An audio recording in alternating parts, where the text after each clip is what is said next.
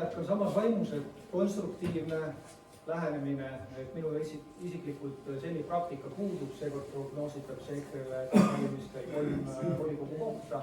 Ma eeldan, et mina esikandidaadina saan sisse ja olen kuulnud igasuguseid õudusjutte isiklikult. Aga siin ma säilitaksin enda lapseliku naiivse meele ja puhta lehe, et ma lähen ikkagi ise istun laua taha ja siis ma vaatan ise, et mis seal laua taga siis toimub, et äkki ikka ei ole kolli seal laua taga.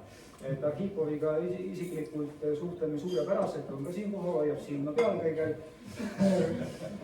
Ja et ikkagi konstruktiivselt teeme neid asju ja nagu siin Arne ka ütles, et noh, Keskerakond niikuinii võtab siin ikkagi suure ampsu lähetasaagist ja teeme koostööd, see ikkagi on võtmesõna, et ehitame sildu, teeme koostööd, oleme sõbralikud ja lähemegi niimoodi edasi, niimoodi saabki ainult edasi minna.